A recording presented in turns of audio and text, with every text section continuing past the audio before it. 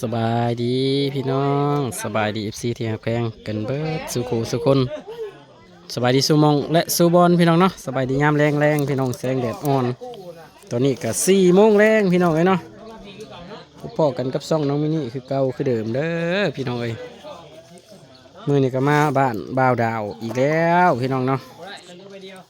ปรุงซบทางบ้านแล้วก็มา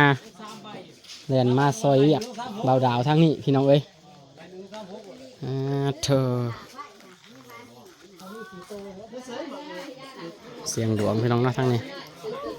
เสียงดวงฟาดมันยังขึ้นหัวใหญ่แท้นี่สบายดีทำงานให้เมียก่อน จะได้เมียให้ มาลินผัดบริเฮ็ดเวียกจะได้เมียสิให้มันสบายดีนะให้กำลังใจเนาะแม่เนาะนั่งเบิ่งลูกแล้วว่าโธ่พี่น้องเอ้ยบริเฮ็ดกินยังเลยบ่ปามื้อนี่โอ้แล้วแหละถอดปลามาแรงโอ้เพิ่นเฮ็ดแต่เช้าบ่ตีหยังแหน่ตี 2หรือตี 3ถ้าไหลดาวตี 3บ่พี่ถึงตี 3บ่อ๋อโดยตี 2เนาะโอ้สิบ่ได้มานอนพี่บ่มื้อแรงนี่พี่น้องเอ้ยมื้อคืนนี่ก็จนเที่ยงคืนแหละมื้อแลงนี่ก็อยู่จนแจ้งแล้วแหละเมื่อนำเฮานี่ย่านไปดาบ่ชงกูได้ว่าจัดมึงชงกันได้บ่นี่ไอซิดไอภาพเขาเอ้ยนุกนี่เด้อเอ้ยน้องเขาเจ้าโดยเราบ่ชงกันเฮาใช่บ่นี่ฮอดเฮือนพู้นแล้วเฮาก็เมื่อยพู้นเลยว่าดีนะโดยผัวเพิ่นไขเพิ่นเลยบ่นอนเพิ่นว่ามาส่งกูเด้อเพิ่นว่าโอ้ยว่าเฮาก็คันแม่นว่าบ่มีเพิ่นเฮาก็เสียวสันหลังอยู่ดอกมันดึกเด้เที่ยงคืนแหละแม่นป้าเพิ่นก็ย่านป้าเอิ้นนั่นบ่ย่านยังอีกตัวนึงอ๋อเฮาว่าเบิ่งคนเป็นตาสิบ่เป็นตาย่านบ่แล้วครับป้าโตแต่อีพอเสียน่ะมันหาก็มาขึ้นนอนข้านใหญ่ถึงสวรรค์ได้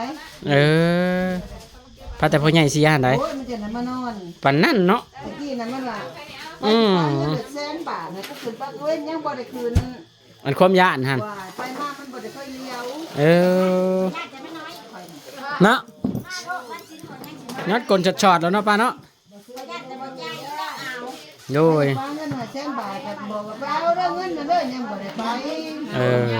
ความย่านเนาะมาบ่ท่านเพิ่นเฮ็ดกินซ้ำพี่น้องให้เพิ่นคั่วปลาแล้วแหละคั่วปลาต้มเป็ดแกงหน่อไม้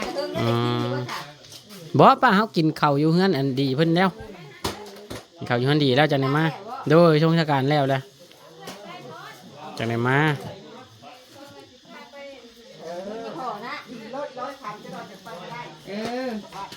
แบบเดียวโดย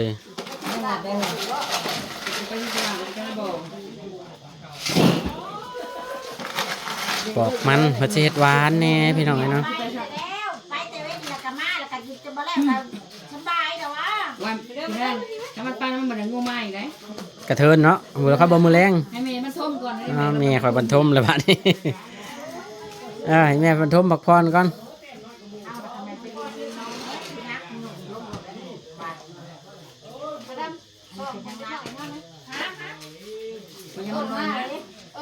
ปอกมันเห็ดหวานมันพี่น้องเนาะโอ้ยใส่สักคู่เนี่ยน้อยแซ่บขนาดได้เนี่ยโดยเตรียมไว้แล้วเด้อกระต้มตัดน้ำหอย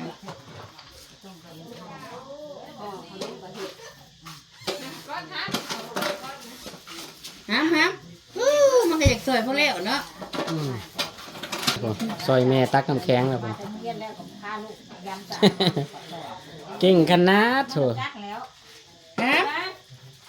นี่ได้เพิ่นมาเด้อนี่มาเอานี่มาพี่เร็วกบเบิ้งกันนะย่างหันแล้ว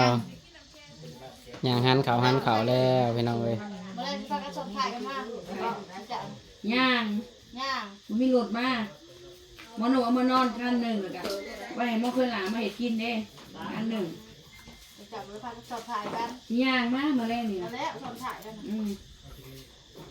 ไอ้ที่โทษพวกมอลีดไม่เอาโอ้ยเมื่อมอขับรถไว้ดีจนหัวใจสิวาย ฟ้าบิน พาบิน ฟ้าไม่เท่าบิน หัวใจมันสั่นตัวว่า อ่า นี่แหละ ครับผม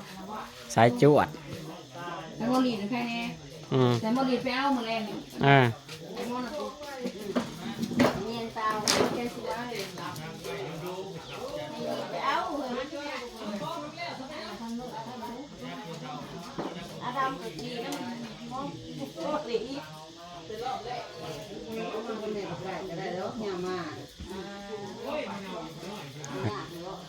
ตอนเมื่อแล้วเนาะปะ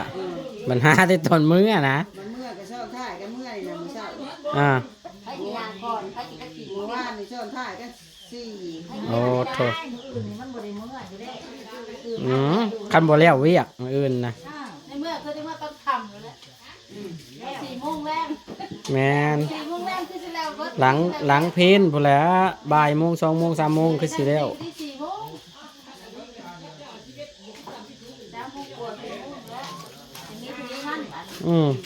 เนาะ แม่นแล้วไปะเอ้ย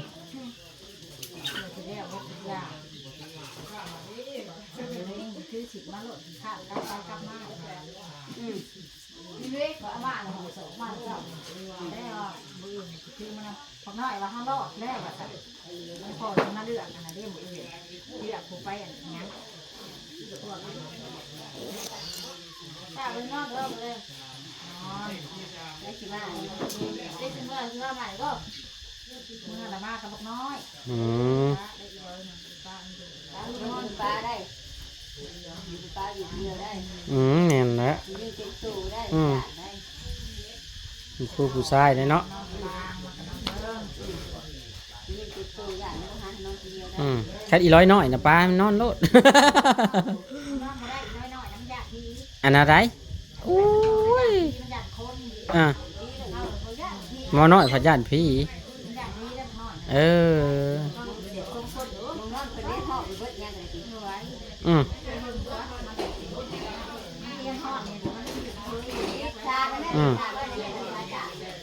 ขันยามหนาวน่ะบ่มีหอดบอลพิวแล้วบ่ห้องพุ่นน่ะบอลเพิ่นนอนน่ะขันยามหนาวบ่มีหอดบอลพิวแล้วเนาะ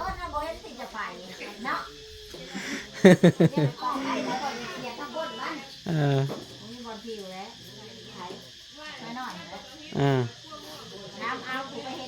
แม่นแล้วนะ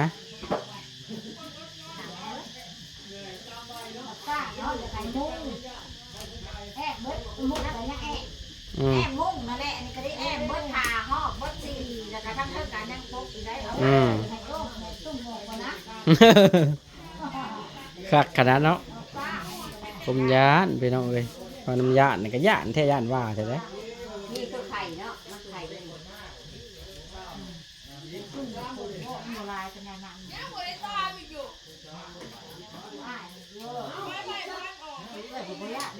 มัน เสียงดวงแม่พี่น้องเนาะคันบ่มีแนวเสียงดวงคนแตกวุ่นแล้วบ่มีแนวเฮ็ดนะอ่ะ เสียงเลย แต่บ่มีเสียงดวงนี่คนบ่มีอยู่ดอกพี่น้องเอ้ยเบิ่งหันกันพักกันนอนเดียระดาดกันแล้ว ผมว่าอยู่ในนั้นแล้ว อยู่ได้น้ำอันเสียงดวงนี่แล้วพี่น้องในบ้านเฮาเย็นนัวหัวม่วนพอได้อยู่น้ำกันฮอดเด็กฮอดเดินอุ่นกันนี่แล้วพี่น้องเอ้ยบ่ต้องคันว่าเล่นได้เสียกันอะลีล้อดอก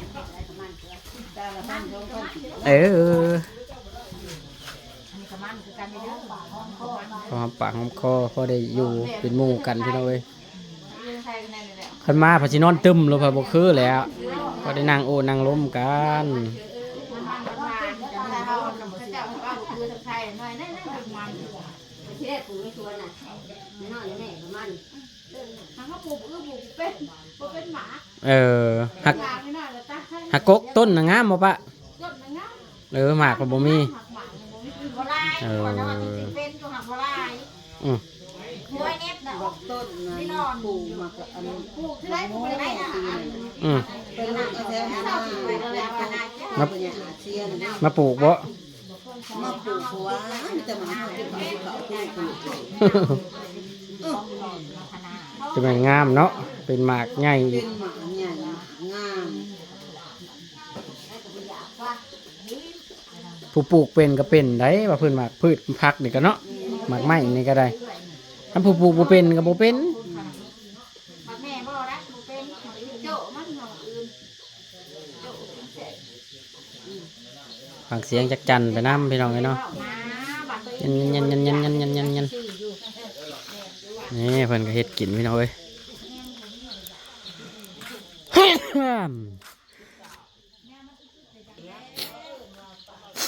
โอ้ยเป็นหวัดเป็นไอพี่น้องเอ้ย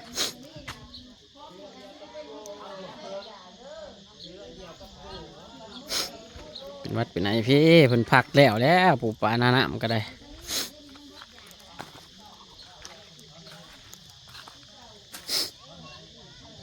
พักแล้วพี่น้องเอ้ย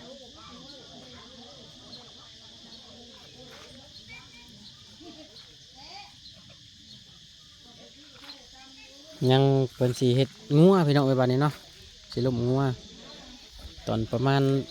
3 โมงเช้าพี่น้องเอ้ยตี 3เลี้ยงกับพังมือสถานการณ์พี่น้องเนาะถ้าบ่หิวนอนแห้งก็สิมาลิ้นมาเที่ยวมาอุ่นเพิ่นอีกแล้วก็สินอนอยู่พี่ฮอดตี 3จังอยู่เฮ็ดกินพี่น้องเอ้ยเนาะกันง่วงนอนแห้งกับสิได้นอนซะก่อนจังสิอันนั้นมื้อแรกนี้เอ้าโอ้ยก็บ่ได้มื้อแล้วคะแนนน่ะเดี๋ยวสิโทรบอกเมียเกลือหมูซะก่อน โทรมาบอกเมียเกลือหมูก่อนเด้อเดี๋ยวโอ้ยพี่น้องเอ้ยมีเบียร์อยู่5 แก๊สว่าซั่นสิได้คั่วงัวบ่บัดนี้สิบ่เมาหัวไถก่อนบ่เด้อพี่น้องเอ้ย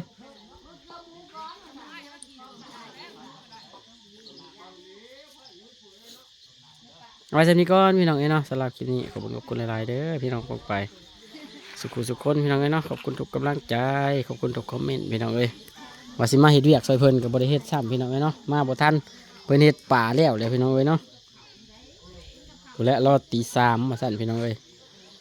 สิได้มาเฮ็ดน้ำเพิ่นใหม่อีกพี่น้องเอ้ยพอกันคลิปหน้าพี่น้องสำหรับคลิปนี้สบายดี